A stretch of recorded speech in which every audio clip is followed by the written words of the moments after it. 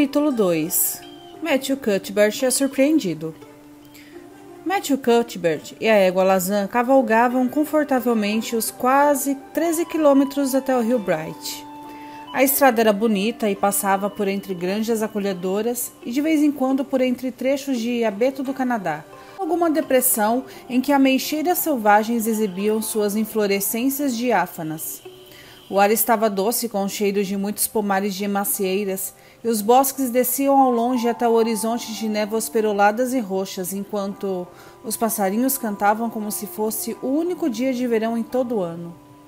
Matthew, a seu modo, gostava da cavalgada, exceto nos momentos em que encontrava mulheres e tinha que cumprimentá-las com um aceno, pois na ilha do Príncipe Edward deve-se acenar para toda e qualquer mulher que se encontre na estrada, seja ela conhecida ou não.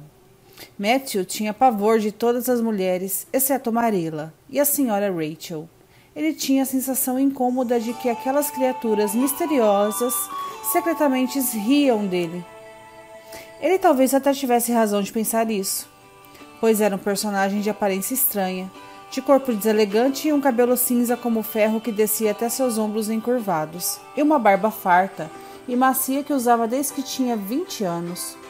Na verdade, aos 20 anos, ele tinha a mesma aparência do que aos 60. Só era um tanto menos encanecido. Quando ele chegou ao Rio Bright, não havia nenhum sinal do trem. Ele pensou ter chegado cedo demais, então amarrou o cavalo no pátio do pequeno hotel de Rio Bright e foi até a estação. A longa plataforma estava quase deserta. A única viva alma à vista era uma menina sentada em um monte de brita na outra ponta. Matthew, mal reparando que se tratava de uma menina, passou de lado o mais rápido que pôde, sem olhar para ela. Se tivesse olhado, dificilmente não teria reparado na rigidez e expectativa tensas na expressão e atitude dela. Ela estava sentada lá esperando por alguma coisa ou por alguém, e como sentar e esperar era a única coisa a fazer naquele exato momento, ela estava sentada e esperava com todo o seu vigor e sua energia. Matthew encontrou o chefe da estação trancando a bilheteria antes de ir para casa jantar e perguntou a ele se o trem das 5:30 da tarde estava por chegar. O trem das 5:30 chegou e já saiu faz meia hora, respondeu o brusco oficial. Mais um dos passageiros que desceu está esperando pelo senhor, é uma menininha. Ela está sentada ali na brita. Eu perguntei se ela não gostaria de ir para a sala de espera das senhoras, mas ela me informou muito séria que preferia esperar do lado de fora. Tem mais escopo para a imaginação, foi o que ela disse. Ela é esquisita, devo dizer. Eu não estou esperando uma menina, Matthew surpreso. Vim buscar um menino. Ele deveria estar aqui. A senhora Alexandra Spencer iria trazê-lo da Nova Escócia para mim. O chefe da estação assoviou. Então houve algum mal-entendido, retrucou ele. A senhora Spencer saiu do trem com aquela garota e deixou-a sob os meus cuidados. Disse que o senhor e a sua irmã iam adotá-la de um orfanato e que o senhor chegaria aqui em breve. Isso é tudo que eu sei. E não tenho nenhum outro órfão escondido por aqui. Não estou entendendo, disse Matthew de modo impotente, querendo que Marilla estivesse ali para enfrentar com ele aquela situação. Bem, é melhor então fazer perguntas à garota, sugeriu despreocupadamente o chefe da estação. Me atrevo a dizer que ela vai conseguir explicar o que houve. O fato é que ela tem uma língua afiada. Talvez no orfanato tenham acabado os meninos do tipo que o senhor queria. Com fome, o chefe da estação caminhou alegremente para fora dali e restou ao pobre Matthew fazer o que para ele era mais difícil do que cortar a juba de um leão em seu covil, aproximar-se de uma menina desconhecida, uma órfã, e perguntar a ela por que ela não era um menino. Matthew grunhiu internamente à medida que deu meia volta e arrastou os pés delicadamente pela plataforma em direção à menina. Ela o estivera observando desde que ele passara por ela, e agora mantinha os olhos grudados nele. Matthew não estava olhando para ela, e mesmo que estivesse, não teria visto como ela de fato era, mas um observador corriqueiro teria notado isto. Uma criança de 11 anos usando um vestido muito curto, muito apertado, muito feio, de flanela de algodão amarelo acinzentado. Ela usava um chapéu de marinheiro marrom desbotado, e sob o chapéu desciam até as suas costas 2 tranças de cabelo muito grosso e definitivamente ruivo. Seu rosto era pequeno, branco e fino, e também cheio de sardas. Sua boca era grande, assim como os olhos, que pareciam verdes ou cinza, conforme a luz e o humor dela. Até aqui era isso que veria um observador corriqueiro. Um exímio observador talvez reparasse que o queixo era muito pontudo e pronunciado, que os olhos grandes estavam repletos de ânimo e vivacidade, que a boca tinha lábios doces e expressivos, que a testa era larga e ampla. Resumindo, nosso exímio e perceptivo observador talvez concluísse que não era uma alma comum que habitava o corpo daquela menina desgarrada, de quem o tímido Matthew Cuthbert tinha um medo absurdo. Matthew, no entanto, foi poupado do sofrimento de iniciar uma conversa, pois assim que concluiu que ele vinha em sua direção, a menina se levantou, agarrando com uma mão magra a suja alça de uma mala de viagem, poída e antiquada, feita de tapeçaria. A outra mão ela estendia para Matthew. Presumo que o senhor seja o Sr. Matthew Cuthbert, de Green Gables, disse ela com uma voz particularmente clara e doce. Fico muito contente em vê-lo. Estava começando a temer que o senhor não viria me buscar e estava imaginando todas as coisas que poderiam ter acontecido para impedi-lo de vir. Eu havia decidido que se o senhor não viesse me buscar essa noite, eu desceria os trilhos até aquela enorme cerejeira selvagem na curva, treparia nela e passaria a noite lá. Eu não teria o menor medo, e seria adorável dormir em uma cerejeira selvagem, cheia de botões brancos à luz do luar, não acha? Daria até para imaginar que se estaria morando em salões de mármore, não é mesmo? Eu teria certeza de que o senhor viria me buscar de manhã caso não viesse essa noite. Matthew, constrangido, pegou a mãozinha magra como a sua. Naquele exato momento, decidiu o que ia fazer. Ele não conseguiria dizer a esta criança de olhos brilhantes que havia acontecido um mal-entendido. Ele a levaria para casa e deixaria que Marilla dissesse isso para a menina. De qualquer modo, ela não poderia ser deixada na estação de Hill Bright, independentemente do mal-entendido. Tanto, era melhor adiar todas as perguntas e explicações até que ele estivesse a salvo de volta em Green Gables. Desculpe-me pelo atraso, disse ele timidamente. Venha comigo, o cavalo está no pátio. Dê-me sua mala. Oh, eu consigo carregá-la, respondeu com alegria a criança. Não está pesada. Tenho todos os meus pertences guardados nela. Mas ela não está pesada. E se ela não é carregada de um modo específico, a alça solta. Então é melhor que eu a carregue, pois já tenho a manha. É uma mala de viagem de tapeçaria extremamente velha. Fico muito feliz que o senhor tenha vindo, apesar de que teria sido muito bom dormir em uma cerejeira selvagem. Temos um longo caminho de carroça pela frente, não? A senhora Spencer disse que eram quase 13 quilômetros. Fico feliz, pois eu adoro andar de carroça. Parece maravilhoso demais o fato de que eu vou morar com o senhor e ser sua... Sabe, eu jamais fui de ninguém. Não de verdade, mas o orfanato foi a pior coisa. Fiquei lá somente 4 meses, mas já foi o bastante. Não presumo que o senhor algum dia tenha sido um órfão em um orfanato, então é impossível que o senhor entenda como é. É pior do que qualquer coisa que o senhor possa imaginar. A senhora Spencer disse que era maldade minha falar desse jeito, mas minha intenção não é ser má. É fácil demais ser mal sem dar conta disso, não é? Sabe, as pessoas no orfanato eram boas, mas há muito pouco escopo para a imaginação de um orfanato. Só mesmo os outros órfãos. Era muito interessante imaginar coisas sobre eles. Imaginar que talvez a garota sentada ao seu lado, na verdade, era filha de um conde cintado, que havia sido raptada de seus pais ainda bebê por uma babá cruel que morreu antes de confessar o seu crime. Eu costumava passar as noites em claro na cama imaginando coisas desse tipo, pois durante o dia eu não tinha tempo. Acho que é por isso que eu estou tão magra assim. Eu estou terrivelmente magra, não é?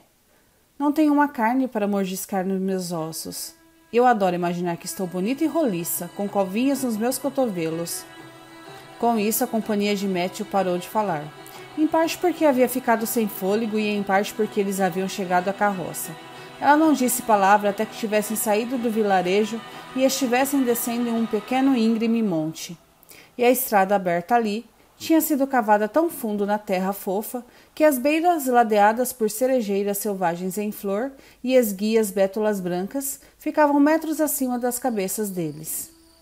A criança estendeu uma das mãos e quebrou um galho de ameixeira selvagem que roçava contra o lado da carroça. Não é lindo, esta árvore, projetando à beira da estrada? toda branca e rendada, faz o senhor se lembrar de quê? Perguntou ela. Bem, não sei, respondeu Matthew. Ora, uma noiva, é claro. Uma noiva toda de branco, com um véu adorável e vaporoso. Nunca vi uma, mas consigo imaginar como seria a aparência dela. Eu mesmo jamais espero ser uma noiva algum dia. Sou tão feia que ninguém jamais vai querer se casar comigo, a não ser que fosse algum missionário estrangeiro. Presumo que um missionário estrangeiro não seja muito exigente, mas de fato espero ter, algum dia, um vestido branco. Esse é o meu maior ideal de bem-aventurança mundana. Simplesmente adoro roupas bonitas, e pelo que me lembro, jamais tive um vestido bonito na vida. De qualquer modo, isso só significa que tenho mais coisas por ansiar, não é mesmo? E também posso imaginar a mim mesma vestida lindamente. Esta manhã, quando saí do orfanato, fiquei muito constrangida por ter de vestir este horroroso vestido velho de flanela. Todos os órfãos tinham de usar roupas de flanela, sabe? No inverno passado, um mercador de Hopton doou 300 metros de flanela para o orfanato. Algumas pessoas disseram que era porque ele não tinha conseguido vender o tecido, mas prefiro acreditar que ele fez isso por bondade. O senhor também não preferia? Quando entramos no trem, senti-me como se todos estivessem me olhando e se apiedando de mim, mas pus minha imaginação para trabalhar. Imaginei que vestia o mais lindo vestido de seda azul pastel, porque quando você está imaginando é melhor imaginar algo que vale a pena. E um grande chapéu cheio de flores e plumas salientes, e um relógio de ouro, e luvas e botas de pelica. Alegrei-me imediatamente e desfrutei da viagem até a ilha com toda a minha força. Não fiquei nem um pouco enjoada quando entrei no barco. Nem a senhora Spencer, apesar de ela geralmente ficar enjoada. Ela disse que estava sem tempo para ficar enjoada, pois tinha de ficar de olho para que eu não caísse do barco. Ela disse que jamais vira alguém andar tão furtivamente quanto eu. Mas se isso impedia que ela se enjoasse, que bom que eu fiz isso, não é? E eu queria ver tudo o que havia para ser visto no barco, pois não sabia quando teria outra oportunidade. Ah, e há muito mais cerejeiras em flor. A ilha é o lugar mais cheio de inflorescências que há. Já estou apaixonada por esse lugar e estou muito feliz de vir morar aqui.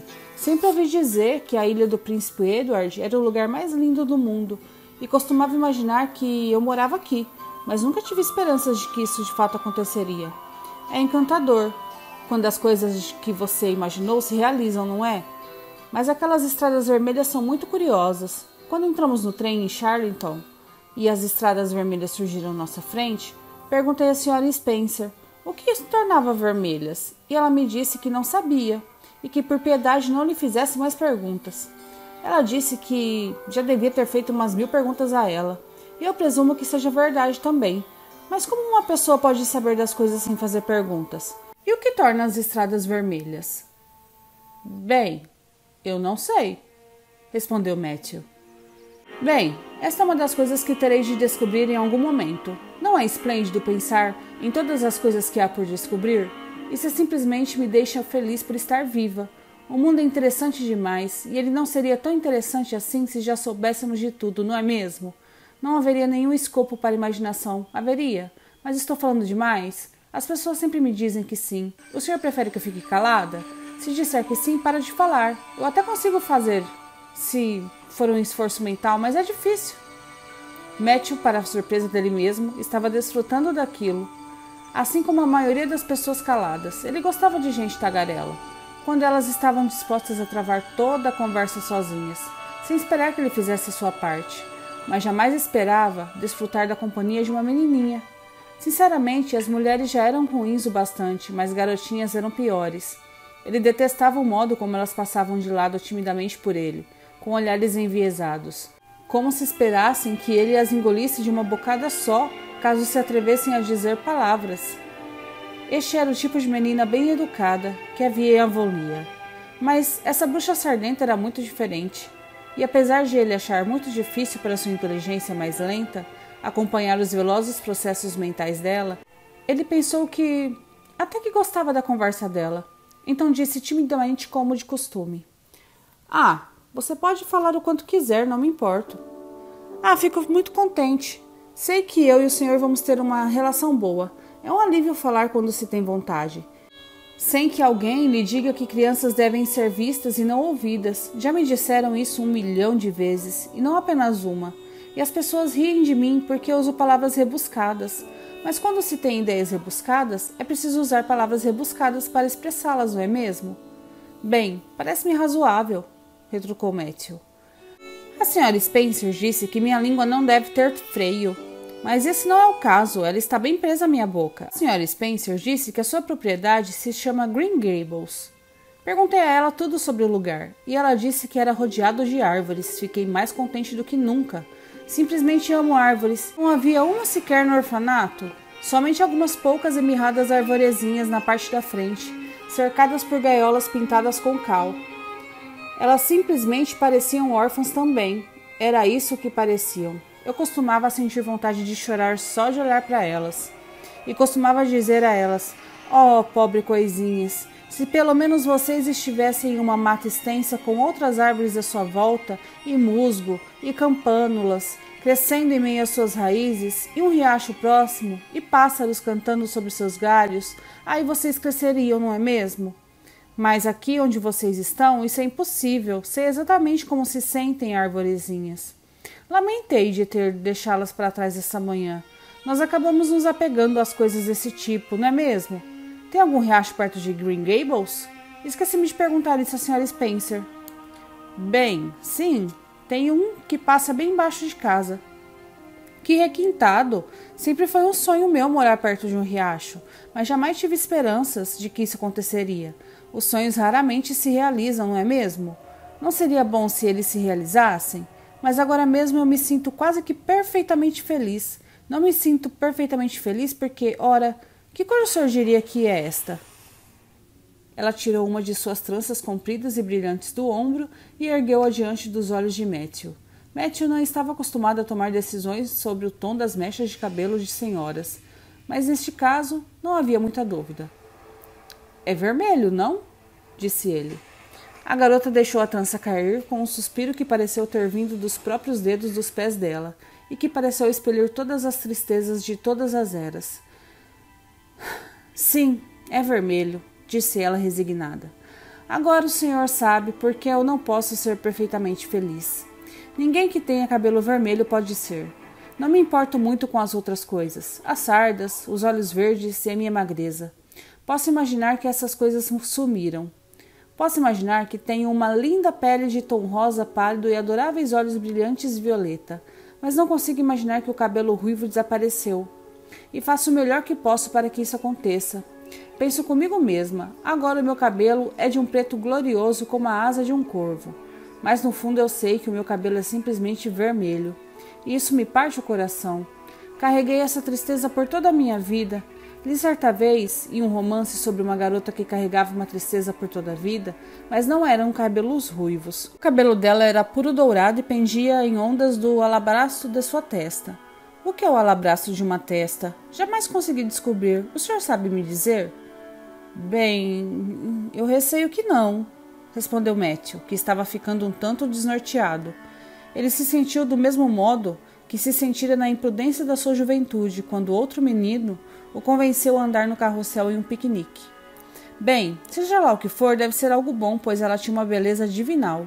O senhor já imaginou como deve ser a sensação de se ter uma beleza divinal? Bem, não, confessou Matthew com ingenuidade. Pois eu já, e com frequência. O que o senhor preferiria se pudesse escolher?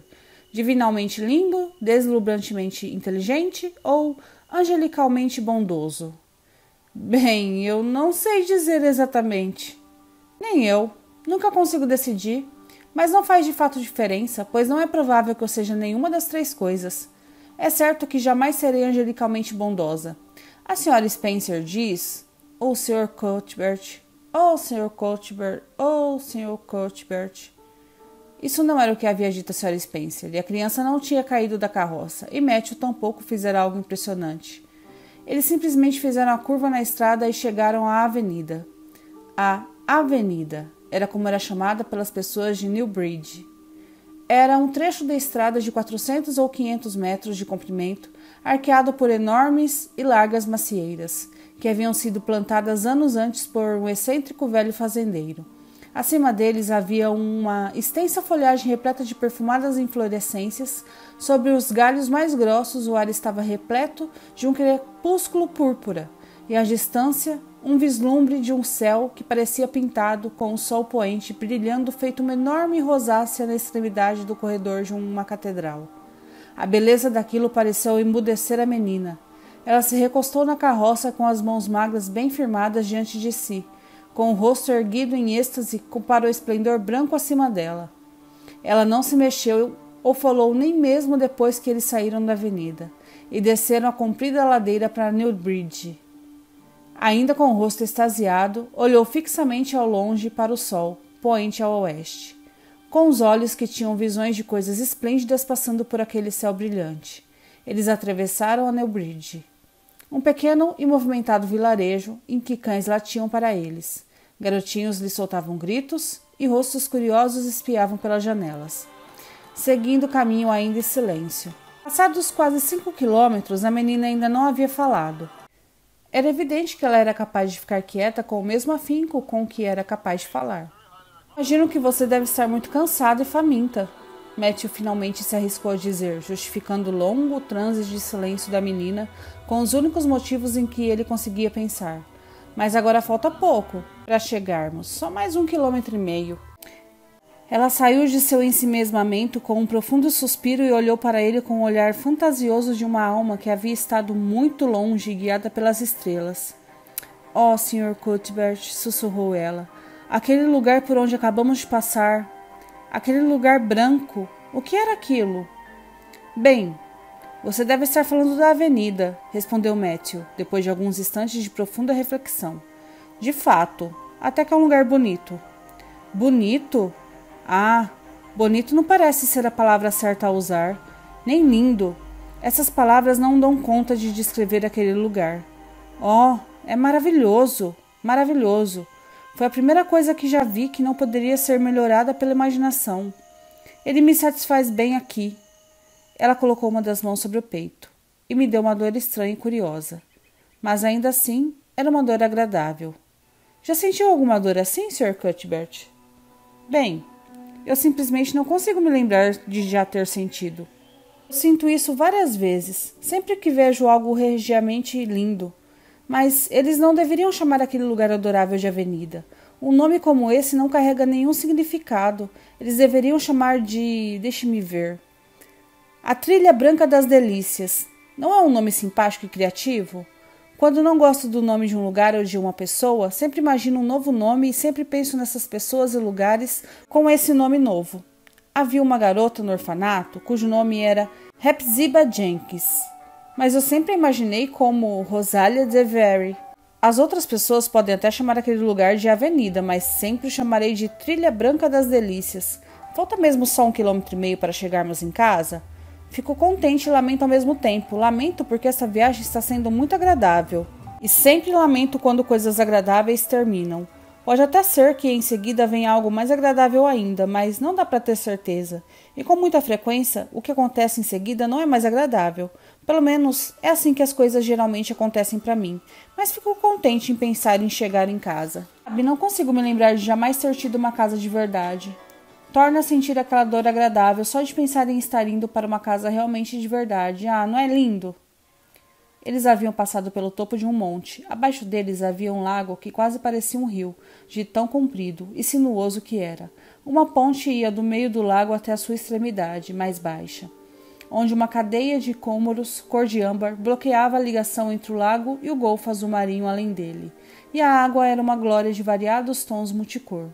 Os mais espirituais matizes de açaflor e rosa verde hétero com outros tons vagos para os quais jamais se encontrou o nome. Acima da ponte, o lago subia em direção a arvoredos marginais de hábito e bordo e se estendia em sua escuridão translúcida sobre as sombras oscilantes das árvores. Aqui e ali, uma meixeira selvagem se curvava a partir da margem como uma garotinha toda vestida de branco, que anda na ponta dos pés para ver o seu reflexo na água. Do pântano, em uma das pontas do lago, vinha o claro e tristemente doce coral dos sapos. Uma casinha cinza assomava em volta de um pomar de macieiras, com flores brancas em uma inclinação diante deles, e apesar de ainda não estar exatamente escuro, uma luz brilhava em uma das suas janelas. Este é o Lago dos Berries, disse Matthew. Ah, tão pouco gosto desse nome. Vou chamá-lo de... deixe-me ver. De Lago das Águas Cintilantes. Sim, este é o nome certo para ele. Sei por conta do frio na barriga. Quando penso em um nome que se encaixa perfeitamente, sinto um frio na barriga. Há coisas que também lhe dão frio na barriga? Matthew ruminou. Bem, sim. Eu meio que sempre sinto um frio na barriga quando vejo aquelas larvas brancas que despontam nos canteiros de pepino. Odeio a aparência delas. Ah, eu não acho que isso é exatamente o mesmo tipo de frio na barriga. O senhor acha que pode ser? Não parece haver muita conexão entre larvas e lagos de águas cintilantes, não é mesmo? Mas por que as outras pessoas os chamam de Lago dos Berries? Imagino que seja porque o Sr. Barry mora ali, em cima, naquela casa. O Shard Slop é o nome da propriedade dele. Se não fosse por aquele arbusto enorme atrás dela, você poderia ver Green Gables daqui. Mas temos de passar pela ponte e dar a volta na estrada. Então estamos a quase 800 metros de lá. O Sr. Barry tem alguma filha pequena? Bem, não tão pequena assim, mas mais ou menos o meu tamanho. Ele tem uma cerca de 11 anos. O nome dela é Diana. Oh, disse ela, inspirando longamente. Que nome perfeitamente adorável. Bem, quanto a isso eu não sei. Tem algo de terrivelmente pagão em relação a esse nome. Pelo menos é o que me parece. Eu prefiro Jane ou Mary, ou algum outro nome sensato como esses. Mas quando Diana nasceu, havia um professor hospedado lá, e deixaram que ele desse o nome à criança, e ele chamou-a de Diana. Eu queria que houvesse um professor assim por perto quando nasci, então. Ah, eis que chegamos à ponte. Vou fechar bem os meus olhos e sempre tenho medo de passar sobre pontes. Não consigo deixar de imaginar que talvez quando estejamos bem no meio dela, ela vai se dobrar como uma navalha e nos partir ao meio. Então fecho os olhos. No entanto, sempre tenho de abri-los quando acho que estamos chegando, perto do meio. Pois sabe, se a ponte de fato cair, quero vê-la cair. Que ranger alegre ela faz. Sempre gosto da parte em que a ponte range. Não é esplêndido? Que haja tantas coisas para se gostar neste mundo. Pronto, passamos da ponte, agora vou olhar para trás. Boa noite, Lago das Águas Cintilantes. Sempre desejo boa noite às coisas que amo, do mesmo modo como eu faria caso se tratasse de uma pessoa. Acho que elas gostam disso. Aquela água parecia estar sorrindo para mim. Depois que eles haviam subido um morro mais ao longe e feito uma curva, Matthew disse: Estamos bem perto de casa agora. Lá está Green Gables, depois de... Ah, não me diga onde fica, interrompeu ela, sem fôlego, pegando o braço semi-erguido dele e fechando bem os olhos para não ver para onde ele apontava. Deixe-me adivinhar, tenho certeza de que vou acertar. Ela abriu os olhos e olhou à sua volta. Estava no topo de um morro. O sol se pusera havia pouco, mas a paisagem ainda estava clara com a luz suave do crepúsculo. A oeste, o escuro pináculo de uma igreja desapontava contra o céu cor de calêndula. Abaixo havia um pequeno vale, e além dele uma colina alta que se elevava aos poucos, com acolhedoras granjas espalhadas ao longo dela. Os olhos da menina dispararam de uma granja a outra, impacientes e desejosos. Por fim, eles se dirigiam para uma granja ao longe e à esquerda, bem distante da estrada, de um branco tênue por causa das árvores em flor, em meio à luz do crepúsculo, na mata que os rodeava. Acima dela, no céu imaculado do sudoeste, uma enorme estrela de um branco cristalino brilhava com um lampião que guiava e trazia bons agouros. É aquela dali, não é? Falou ela apontando. Matthew bateu as rédeas com gosto contra as costas da égua Lazan. Bem, você adivinhou, mas presumo que a senhora Spencer a tenha descrito para você, então deve ter sido fácil adivinhar. Não, ela não descreveu. Não descreveu mesmo. Tudo o que ela me disse poderia ser aplicado a qualquer uma dessas outras propriedades. Eu não fazia a mínima ideia de como seria ela, mas assim que a vi, senti que era a minha casa. Ah, parece que devo estar sonhando, sabe? Meu braço deve estar repleto de hematomas do cotovelo para cima, pois me belisquei muitas vezes hoje. De quando em quando, uma sensação terrível de enjoo tomava conta de mim, e eu ficava com muito medo de que tudo não passasse de um sonho. Então eu me beliscava para me certificar de que era verdade. Até que de repente me lembrei de que, mesmo presumindo se tratar de apenas um sonho, era melhor eu continuar sonhando, tanto quanto pudesse. Então pare de me beliscar, mas é real e estamos quase em casa. Com um suspiro de arrebatamento, ela voltou a ficar calada. Matthew ficou se remexendo, incômodo. Estava feliz porque seria Marilla, e não ele, quem teria de contar a essa, enjeitada pelo mundo, que a casa pela qual ela ansiava não seria dela afinal de contas. Eles passaram pelo Vale Lind, onde estava muito escuro, mas não tão escuro a ponto de a Sra. Rachel não poder vê-los de seu ponto de observação na janela, e subiram o morro em direção à comprida trilha que levava a Green Gables. Quando chegaram à casa, Matthew encolheu o corpo todo por conta da iminente revelação, com uma energia que ele mesmo não entendia. Ele não estava pensando sobre os problemas que esse mal-entendido poderia causar para Marilla, ou para ele. Pensava na decepção da menina. Quando ele pensou naquele brilho extasiado se esvaindo dos olhos dela, sentiu uma sensação incômoda, como se ele fosse ajudar alguém a abater alguma coisa. Uma sensação muito parecida com a que sentia quando tinha de abater um cordeiro ou um bezerro, ou qualquer outra criatura inocente. O quintal estava muito escuro à medida que eles fizeram a curva e entraram nele, e as folhas dos álamos farfalhavam suavemente por todo o quintal. Escute só as árvores falando enquanto dormem, sussurrou ela à medida que Matthew a tirava da carroça. Que lindos sonhos elas devem ter. Depois, segurando com força a bolsa de viagem, de tapeçaria que continha todos os pertences dela, ela seguiu Matthew casa adentro.